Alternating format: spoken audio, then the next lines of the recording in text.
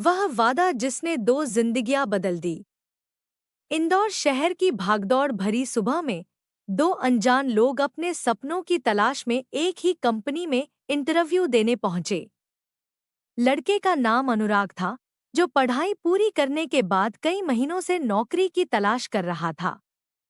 उसके पिता शिवकुमार एक छोटी सी किराने की दुकान चलाते थे और मां शांति चाहती थी कि उनका बेटा अपने दम पर सम्मान की जिंदगी बनाए।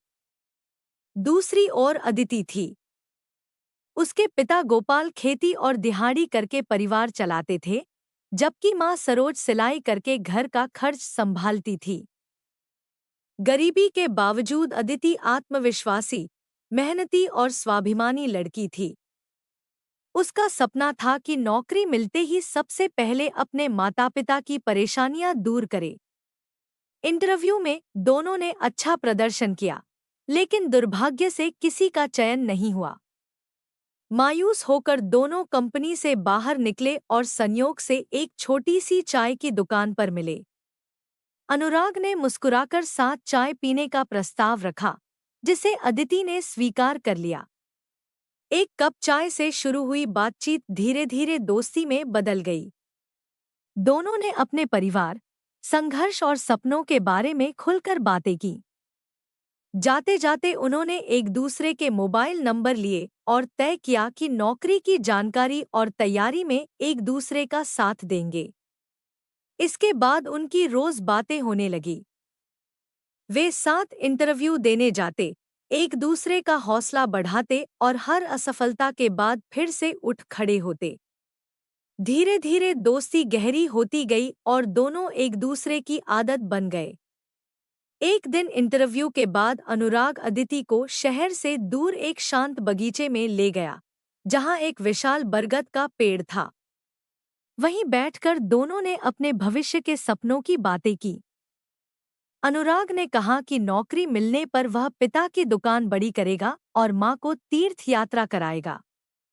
अदिति ने कहा कि वह पहली तनख्वाह से मां के लिए नई सिलाई मशीन और पिता के लिए मोटरसाइकिल खरीदेगी। उसी दिन बारिश के बीच दोनों को एहसास हुआ कि उनकी दोस्ती अब प्यार में बदल चुकी है। अनुराग ने अपने दिल की बात कही और अदिति ने भी स्वीकार कर लिया कि वह उससे प्यार करती है। बरगद के उसी पेड़ के नीचे दोनों ने एक दूसरे का साथ कभी न छोड़ने का वादा किया। कुछ समय बाद किस्मत ने साथ दिया और दोनों को एक ही कंपनी में नौकरी मिल गई। दोनों के घरों में खुशियां छा गईं। अब वे रोज साथ दफ्तर जाते और शाम को कुछ देर उसी बरगद के नीचे बैठकर अपने भविष्य के सपने देखते। दोनों को विश्वास था कि एक दिन उनकी शादी भी हो जाएगी। लेकिन किस्मत ने अचानक करवट बदल ली। एक दिन अनुराग उदास होकर बरगद के नीचे पहुंचा। उसने बताया कि उसके घरवालों ने उसके लिए बड़े घर का रिश्ता तय कर दिया है। उसने अपने माता-पिता को अदिति के बारे में सब कुछ बताया, लेकिन उन्होंने उसकी बात मानने से इनकार कर दिया। परिवार के दबाव और माता-पिता की भावनाओं के आगे वह हार गया और शादी के लिए हाँ कर दी। यह सुनकर अदिति का दिल टूट गया। उसने कहा, हार तुम अपने परिवार से नहीं, अपने प्यार से गए हो। अगर प्यार के लिए हिम्मत नहीं थी, तो वादे भी नहीं करने चाहिए थे। अनुराग ने बहुत माफी मांगी, लेकिन अदिति ने साफ कहा कि टूटा हुआ विश्वास दोबारा नहीं जुड़ता। वह आंसू भरी आंखों से वहां से चली गई। समय बीता और अनुराग की शादी हो गई। शादी वाले दिन उसे एक छोटा सा उपहार मिला। उसमें वही सूखा हुआ बरगद का पत्ता था, जिसे कभी अदिति ने उनके प्यार की निशानी बताया था। साथ में एक चिट्ठी थी। तुम्हें तुम्हारी नई जिंदगी मुबारक हो। प्यार में जबरदस्ती नहीं होती। यह पत्ता अब तुम्हें लौटा रही हूं। बस याद रखना, जिस दिन विश्वास टूटता है, उसी दिन प्यार भी धीरे धीरे मरने लगता है। खुश रहना। तुम्हारी अदिति, जो अब तुम्हारी नहीं। चिट्ठी पढ़कर अनुराग फूट फूट कर रो पड़ा। उसे पहली बार एहसास हुआ कि उसने सिर्फ अपना प्यार नहीं, अपनी पूरी दुनिया खो दी है। उधर अदिति भी अकेले अपने आंसू छिपाकर भगवान से यही प्रार्थना कर रही थी कि किसी को इतना गहरा प्यार न मिले जो अंत में बिछड़ जाए। लगभग 8 महीने बाद अनुराग को पता चला कि अदिति की भी शादी तय हो गई है। यह खबर सुनकर वह टूट गया। अगले ही दिन वह अदिति के घर पहुंचा और उससे आखिरी बार मिलने की विनती की। अदिति बाहर आई।